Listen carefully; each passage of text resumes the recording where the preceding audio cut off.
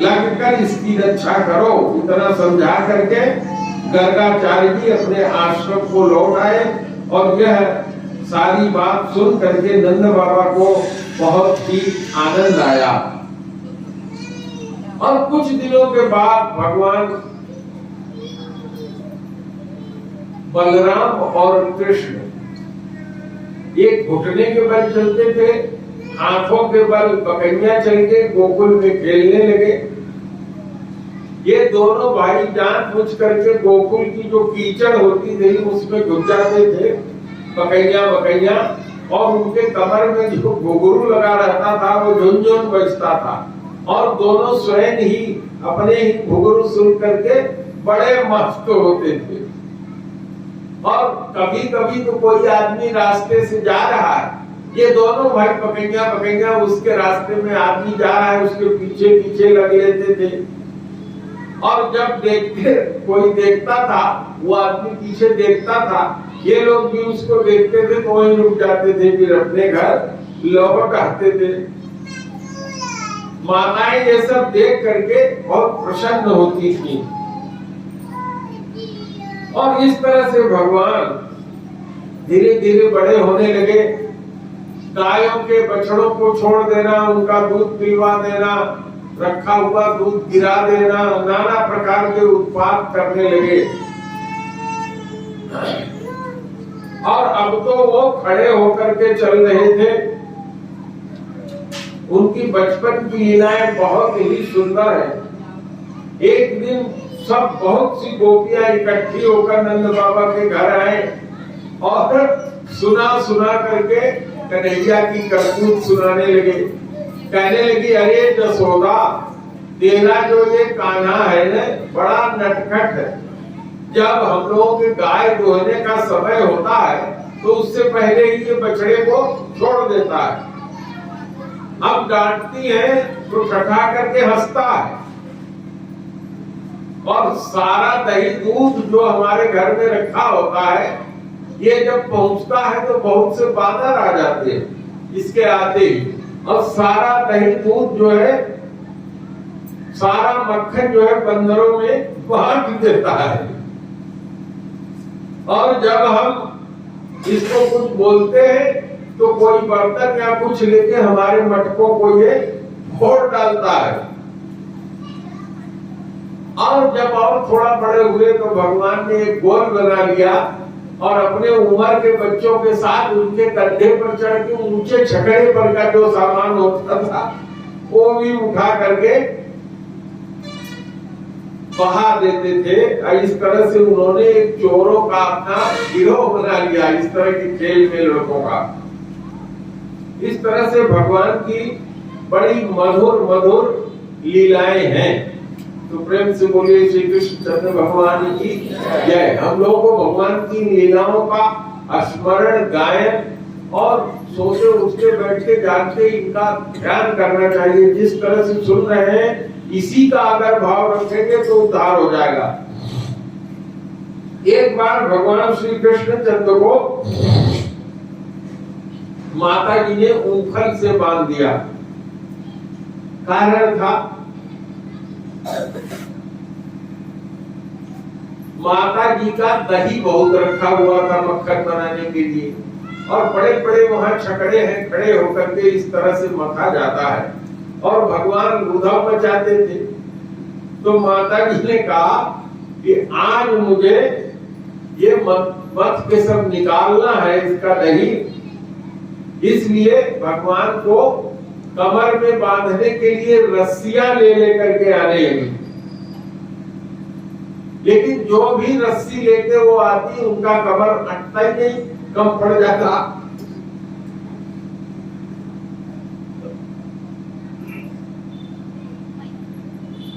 इस तरह से कई रस्सियां वो लेकर के आए और खींच गई। वो माता का शरीर बहुत भारी था।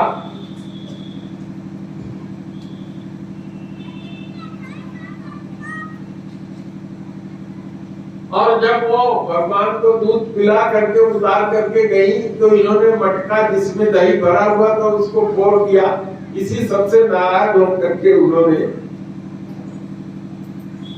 वो तो भगवान है ये बात जानती नहीं थी, क्योंकि भगवान में इतना ऐश्वर्य है कि जिसका न कोई बाहर है न कोई भीतर है, न जिसका कोई आदि है न अंत है, जो जगत से पहले भी था, जो जगत में भी है, जगत के बाहर भी है, भीतर भी है और इसके बाद भी रहेगा, समस्त इंद्रियों से परे है, अव्यक्त है।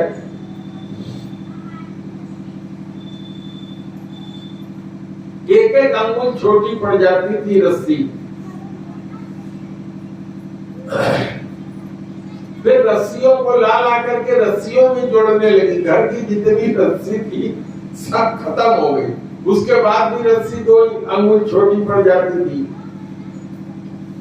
जब वो इस तरह से असफल होने लगी तो अगल बगल की जो गोपियां थी वो जसोदा जी को बार बार रस्सी खोजते हुए जाते और ले आते देख करके मुस्कुराने लगी।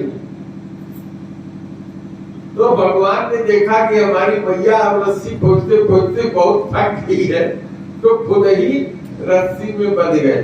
जबकि भगवान कृष्ण तो परम स्वतंत्र है, ब्रह्मा इंद्र संपूर्ण ब्रह्मांड उनके बस में है, फिर किसको इतना शक्ति है कि उनको बांध दे। लेकिन चूंकि माँ थी, उनको अपना लीला दिखाना था, इसलिए वो उस रस्सी में बंध गए। और जब उनको उखल में बांध दिया तो घर के काम में उलझ गई। तो भगवान ने कहा अच्छा मौका है, धीरे से चले, और उखल को अपने साथ खींच लिया। और 2 यमलार्जुन के पुत्र थे, यमलार्जुन के 2 बड़े वृक्ष थे जो कुबेर के पुत्र थे। श्राप के बस उनका नाम मणिकुंवर और उनका नाम नलकुंवर और मणिग्रीव था।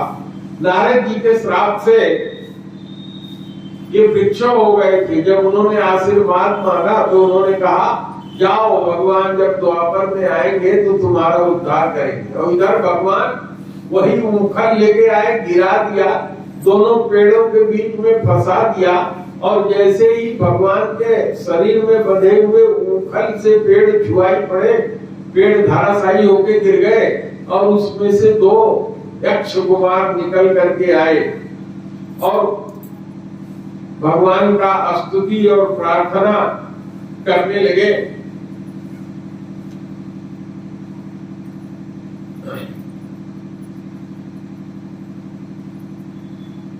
इस तरह से भगवान ने नल कुंवर का उद्धार किया।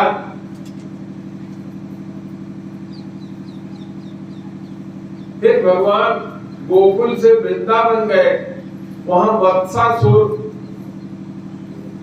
और बकासुर का उद्धार किया। तो जो ये वृक्ष गिर गए थे, इनके गिरने से बहुत तेज आवाज हुई, इतना तेज आवाज हुई कि नंद बाबा आज में सबने भी सुना और भाग के उस वृक्ष के पास आए। तो जब वहां आके देखते हैं तो क्या देख रहे हैं कि दोनों अर्जुन के वृक्ष जो है गिरे हुए हैं और उनके सामने ही रस्सी में बंधे हुए बालक उखल में खड़े हैं। तो वो लोग समझ नहीं पाए कि ये किसका काम है, ये घटना कैसे घट गई। यहाँ भी कहते हैं कि कुछ बालक वहीं खेल रहे थे, उन बालकों ने नंद बाबा से कहा अरे ये काम तेरे इसी कन्हैया का है। ये दोनों के बीच से उखल निकाल रहा था, अब उखल तिरछा हो गया, इसने खींचा और वृक्ष गिर गए। तो भगवान को कभी कभी गोपियां बड़ा नाटक करती थी, नचाती थी, कहती थी नाच के दिखाओ तुमको छाछ देंगे। तो कवि ने लिखा है रसखान में, छछिया भर ताही अहीन किछो हदिया, छछिया भर छाछ पे नाच नचाओ। सूरदास जी ने लिखा है कि गोपियों ने एक गोपी ने भगवान से कहा कन्हैया कहा मेरा ये गोबर भरवा दे, तसला या जिससे गोबर फेंका जाता है। भगवान में चल ठीक है। तो कहा जितने बार भराओगे उतने बार मैं तुमको माखन दूंगी। कहा पता कैसे लगेगा? तो उसने कहा एक गोबर का टीका तुम्हारे मुंह पे लगा देंगे। और इस तरह से भगवान को छका छका करके गोपियों ने खेल खिलाया, और भगवान इसीलिए तो वृंदावन आए ही थे, गोपियों के साथ खेलने और उनका उद्धार करने के लिए। एक दिन वहां एक फल वाली अपना टोकरी लेकर के आई, फल ले लो, फल ले लो। कोई फल खरीद नहीं रहा था। भगवान अच्युत, भगवान श्री कृष्ण ने घर में से एक मुट्ठा अनाज उठाया और लेकर के उस फल वाली के यहाँ गए। उसने देखा बड़ा प्यारा बच्चा है, उसने उनके हाथ में अंगुली में 2-4 फल, छोटे तो थे ही, जो था वो भर दिया। और भगवान ने जो रास्ते में बिखरा था और जो उनके हाथ में था उसके टोकरी में डाल दिया। उसको पता नहीं, जब अपने घर जा करके उसने देखा तो उसकी सारी टोकरी रत्नों से भरी हुई थी।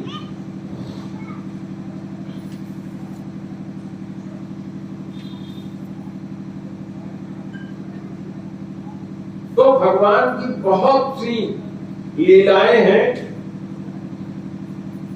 एक बार की बात है, भगवान बछड़ा और गाय चराने के लिए जाने लगे। तो नियम ये होता है कि गाय चराने के लिए जिसको भी जाना चाहिए नंगे पैर जाना चाहिए, तभी को वो शरण फल मिलता। एक दिन भगवान बलराम और श्री कृष्ण अपने साथियों के साथ यमुना के तट पर बछड़े चरा रहे थे। उसी समय उनको मारने की नियत से एक दैत्य आया और वो बनावटी बछड़ा, नकली बछड़ा बन गया और भगवान के जो बछड़े थे उन्हीं के बीच में जाके मिल गया। जब उनके बीच में जाके मिल गया तो भगवान श्री कृष्ण ने बलराम जी को इशारा किया, देखो ये आ गया है राक्षस। और उसी बछड़े के पास जाके दोनों लोग खेलने लगे। तो भगवान श्री कृष्ण ने उसका पूंछ और उसका पिछला दोनों पैर पकड़ करके इस तरह से आकाश में घुमाया और घुमा करके फेंक दिया। तो जो कैथ का पेड़ था, कैथ होता है गोला गोला खट्टा खट्टा जो बनता है, उसी पर जा करके उसका शरीर अटक गया। ये देख के ग्वाल बाल बड़े आश्चर्यचकित हुए और वो वाह वाह कहने लगे। तो परीक्षित जी को सुनाते हुए सुखदेव जी कहते हैं कि हे परीक्षित, भगवान तो अकेले सारे ब्रह्मांड के रक्षक हैं और ये लोग तो चरवाहा बना हुए हैं, तड़के ही सामग्री ले लेते और बछड़े को चराने के लिए जाते।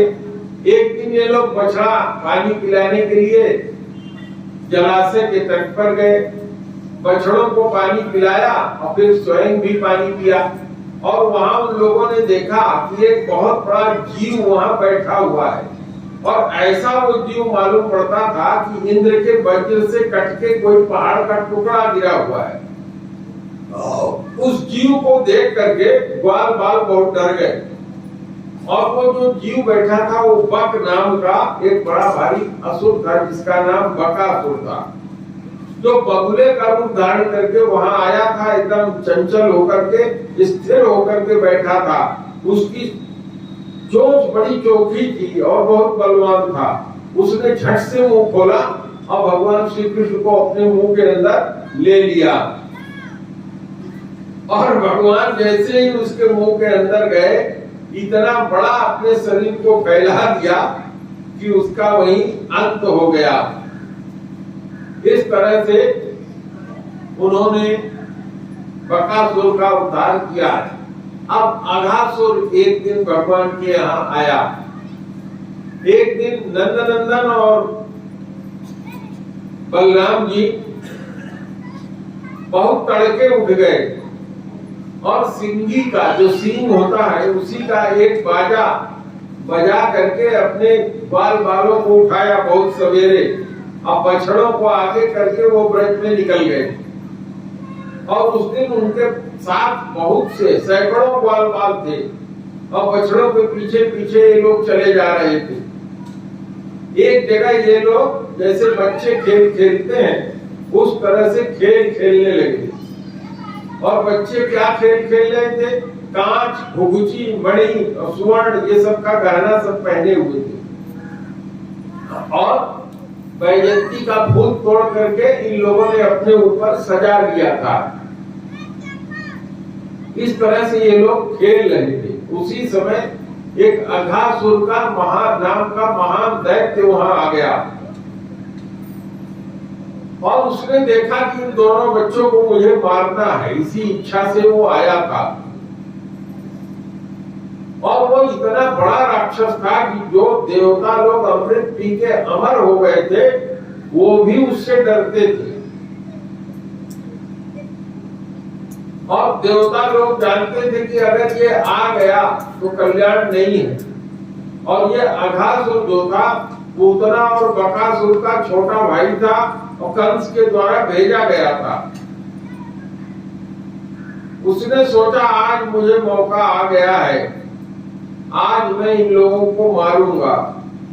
वो अजगर का रूप धारण करके मार्ग में लेट गया, अपना मुंह खोल लिया और 1 योजन लंबा, 1 योजन माने 4 कोस,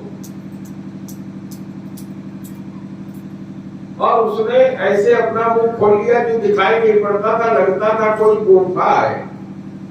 उसके मुंह में अंधकार था और उसका मुंह जो था उसमें अंदर लाल लाल चौड़ी सड़क जैसी दिखाई पड़ती थी। दावा नल के समान उसका मुंह दधक रहा था। इस तरह से बच्चों ने आकर के कहा कि मित्रों बताओ ये हमारे सामने कोई जीव बैठा है या क्या है? दूसरे ने कहा नहीं, सूर्य की किरण पड़ने से जैसे बादल लाल लाल हो जाता है ऐसे ही मालूम पड़ता है कि ये इसका कुछ ऊपरी होठ है और निचला होठ है। इतने में बच्चे खेलते खेलते उसके मुंह के अंदर घुस गए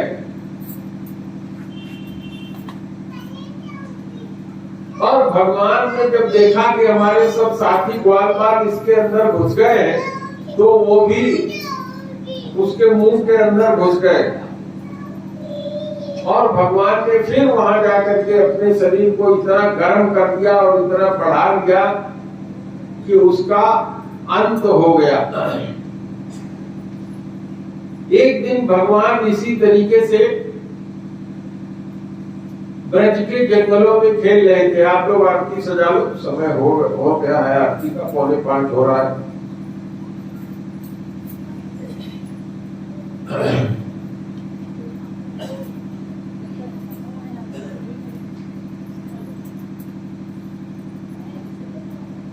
भगवान श्री कृष्ण जो है अपने बाल बाल और साथियों के साथ खेल खेल रहे थे। घर से ये लोग खाना ले गए थे। एक दूसरे का खाना वो ये करते थे कि एक ग्वाल जो है ऐसे रोटी की पुपली मुंह में लगा दिया तो भगवान अपना मुंह बा करके अपने मुंह से उसके मुंह में पकड़ी हुई रोटी को काट करके खाते थे। एक दिन ब्रह्मा जी उधर से देखने के लिए आए और आगे होके बैठ लो आराम से कि सुना है कि भगवान ने अवतार लिया है, जरा मैं चल के देखूं, सुनता हूं।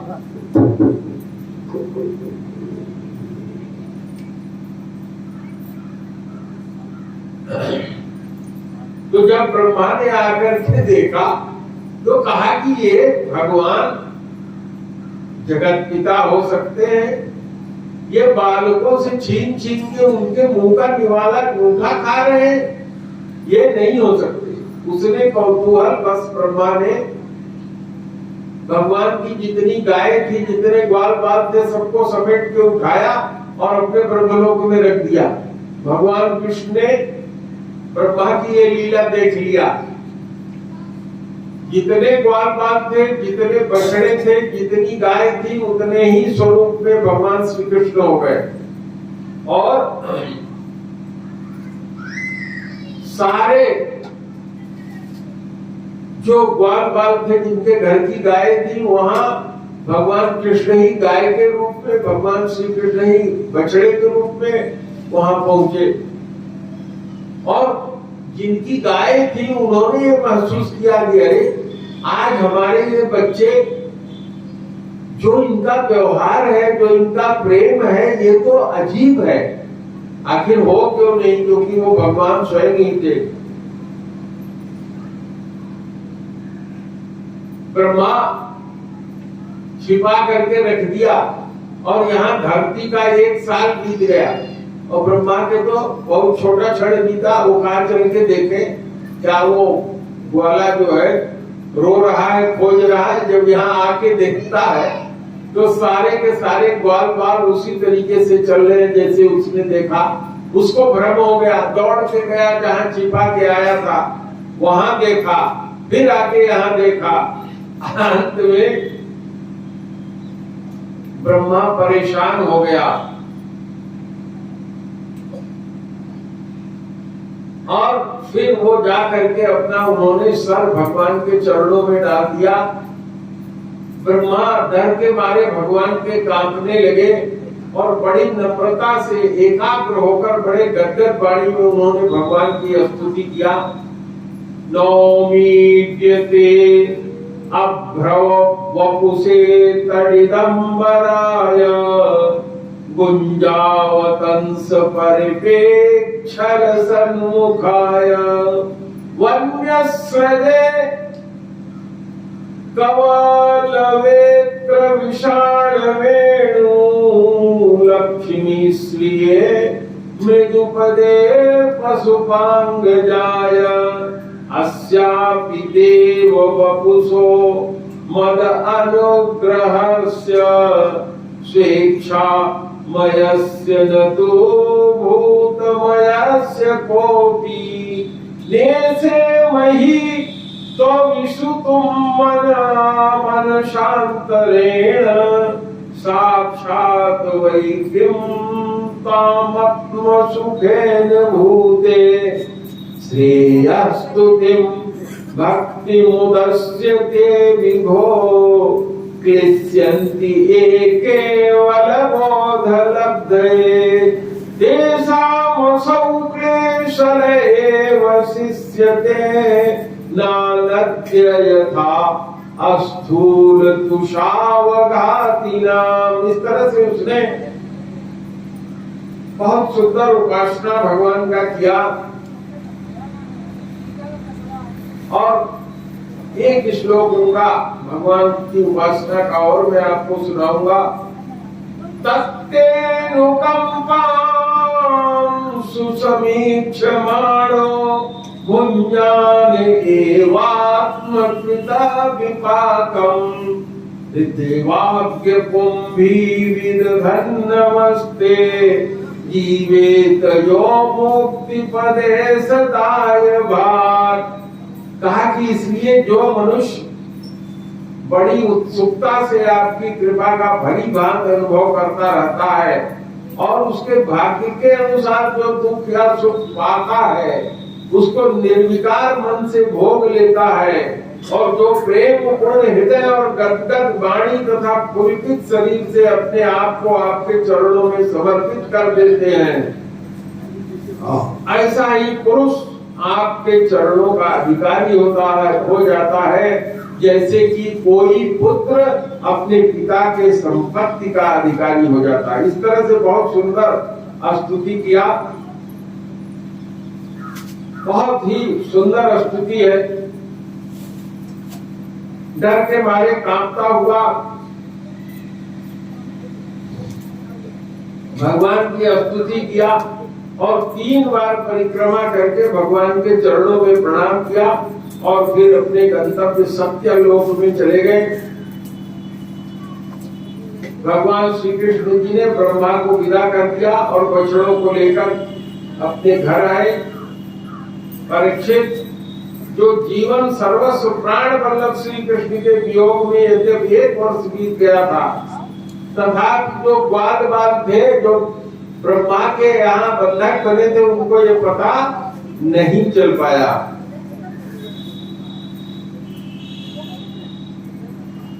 तो अब हम लोग आरती करेंगे।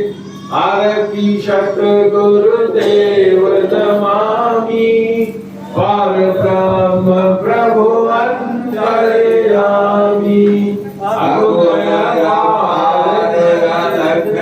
विनाशी अचल विमल प्रभु सब ओर वासी निर्गुण निर्विकार सुख राशि एक रूप लेखय नामी आरति सतगुरु देव नमामि।